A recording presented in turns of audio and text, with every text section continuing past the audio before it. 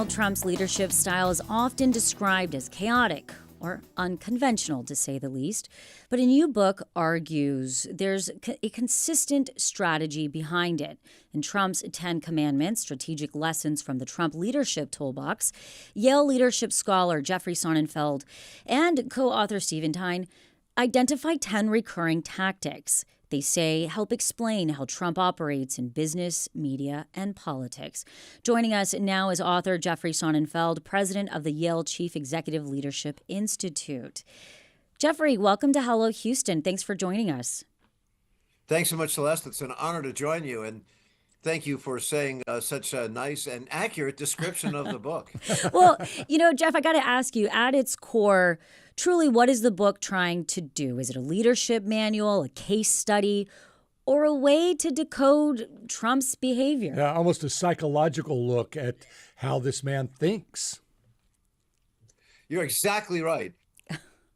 Is what we're trying to do here is not write yet one more political scientists or thoughtful journalists or historians or Trump insider with a kiss and tell book that scolds Trump and admonishes and warns us about the impact of the demagoguery of the hostility or racism or greed or grandiosity or these various sins. We hear those stories, we hear those reports, and many of your viewers would probably agree with them.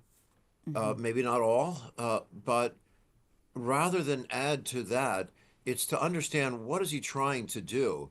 This is far from a salute to Trump, and it's also not outright pointing the fingers per se, in that we're trying to figure out what is he up to. Is that if you look, and Trump fans, if there are any in this audience right now, won't like this parallel, but an FBI profiler tries to understand the psychology of a villain. It doesn't mean that they like the villain, or military strategists try to understand their adversary. Doesn't mean they want to emulate the adversary, but to anticipate. Is too many of the critics, very good friends of mine, keep writing Trump off because he's ignorant of a lot of world events and has many biases, that he's stupid. He is not stupid. I've known him personally for several decades, and he's dumb as a fox. Is that many things which look like they're an emotional outburst actually have a strategic design. I'll give you something especially inflammatory that you guys will unplug my mic in a second when I share this. But just a few hours ago, we saw a racist post go out with the Obamas presented in ape costumes. And properly, we saw at least 2 Republican senators, thank goodness, condemn this racism. The Senator Roger Wicker of Mississippi and Senator Tim Scott of South Carolina. It'd be nice to hear from the other 49 senators or 220 whatever representatives on the GOP and the Democrats as well. And it's been taken down, and maybe somebody else did it, and it wasn't President Trump, whomever. And the racism behind it can't be denied. But what people are thinking is that's why he did it. But it's not. It's a perfect example of one of the lessons in this book. We call it the wall of sound, is that it's a diversionary move. Anybody rational that we would think of as a leader, like them or not like them, would try to change the public discourse if it's not going the direction they like by trying to substitute it with positive examples and counter it with good news. Trump amazingly doesn't do that. He adds more controversial bad news on top of other bad news, and it isn't, even though he delivers it often as an emotional, impulsive looking delivery, it's a strategic device that he'll do something by renaming a building or trying to build, now he wants to allow for the construction of a tunnel in between New York and New Jersey if Dulles Airport gets named after him, and some things like that. Is a release this morning. These are distractions that he comes out with because he's obviously losing ground with the public outrage over the ICE tactics, right, or the the justification of the Venezuelan invasion, or what he had promised to do with Greenland, or what's going on with affordability and all these other fronts and the Epstein files. He's obviously losing that argument. So rather that he just adds more noise. Yes. Right. So it's a reverberation. But Jeff, I've got to ask you, is it effective? And that's the question, is if you're a leader and you're trying to be effective, sure, you're throwing your scent off, right? If people, maybe that's what you're trying to do, and you're trying to have that constant noise and attention and using it as a tool. How effective is it really, though? Great question. And we've talked about this book a little bit, so I have to say it's the first interview. Honest to goodness. And Steven, my co-author, is right here, my silent partner right now, so we don't have an echo effect in the room. Hi, as Steven. if we're creating another wall of sound for you like Trump does. Is nobody has asked us that question before. Isn't that amazing? And good for you. It is short-term, frighteningly effective. Is what he wanted to do is debate people, to have a big racial hostility debate. And he's not concerned about people using labels right now, because it's going to distract attention from things he doesn't want to talk about. So he'll go down this. And so what we saw is 2 weekends ago, when he came out with the Greenland, or any pick any one of these flashpoint issues, is that he wipes the slate clean of everything else that people are going to talk about in terms of affordability, in terms of Epstein files. And many friends of mine who are producers on the Sunday news shows, they flushed away everything that was on their agenda to talk instead, follow his lead to talk about the latest inflammatory thing, which was not positive for him. So you'd say, well, why would he do that? Because it gets him away from another negative, and he'll substitute this with yet another negative in a few days or a few hours. So you never get as much depth. You don't get accountability. It is very clever. But all of mythology across continents is filled with the fox, sometimes a coyote, sometimes a wolf, but often the fox imagery, where a fox has clever strategies and can outfox themselves. So sometimes it backfires on Trump. For example, Venezuela backfired when he went in claiming it was to go after the drug trafficking of course, the President Maduro. And then, as it turned out, thanks to the media, they surfaced the fact that just 3 weeks earlier, a much larger and well-documented drug trafficker, the former president of Honduras, Hernandez, who had been convicted and sentenced to 45 years in prison, Trump had just pardoned him. So went the whole drug trafficking argument. So he then said, well, there were ships from China and Russia surrounded. Well, even though his own military people said, we actually have no evidence of that. So then he said, well, it was to restore democracy, and yet he left the same regime beneath Maduro there and didn't go to the democratically elected government that never had a chance to serve. So then he created the excuse that it was at the behest of the U.S. oil industry. As soon as he did that, just between we friends here, since we're family now, is I went to the heads of the oil industry. That Saturday morning press conference 2 weeks ago, I went to them and I said, I'm not going to call you out by name, but you have to tell us if you really are behind the reification of this ugly American imagery, where the U.S. documented had so much to do with the insurrections in an earlier era in the 1950s and early 1960s in Latin America that created these quote unquote banana republics. That was a disparagement of the U.S., not of these countries. And they said, no, we had nothing to do with this. We aren't like Gulf and Western or Chiquita and Dole or ITT or Sullivan and Cromwell, the law firm that was a part of these insurrections. We don't want Venezuelan oil. It's a thick, heavy sludge. Can't be refined for most of it into any kind of a fuel. It is for lubricants and asphalt. We get that cheaper and more reliably from Canada. And they held their position, and they went publicly against Trump. So all his Venezuela excuses disappeared. So Venezuela is an example. I know it took me a while to get to this, where it backfired on him. So he had to come up with something else. What did he do? He right away came up with Greenland, just going into Davos, and that distracted everybody to talk about a military seizure or threatened economic sanctions on the EU to get Greenland. Right. Jeff, I want to, because I've had a chance to look at the book. It doesn't come out till March 31st, but I want our viewers and our listeners to understand how this has been set up as Trump's 10 commandments, 10 chapters. Each has a commandment. Let me read just a couple. For instance, centralizing all power in your own hands. maximizing leverage by starting with a punch in the face versus building trust. Build walls, not bridges. So those are the first three. How did you and your colleague sit down and come up with these 10 commandments? Just your decades of knowing this man? You are so lucky that we're 3,200 miles apart, or I would be jumping through the screen, racing over to give you a big hug. I can't, you absolutely got to. That's sort of an implied threat, I guess. I'm so happy that those are distinctive qualities that are very different from one another, that people often fail to see that these are devices he uses over and over again. The way I got to know him, thanks for asking, is when The Apprentice first came out, the first season of The Apprentice, the pre-Rupert Murdoch Wall Street Journal asked me to do a critique of each episode. And NBC, in the days of Jeff Zucker, when he was running NBC, this was the GE days of NBC, came to me to do a critique of the show. Jeff Zucker explains that the creation of The Apprentice was because Jack Welch, the CEO of GE, wanted CBS's Survivor show.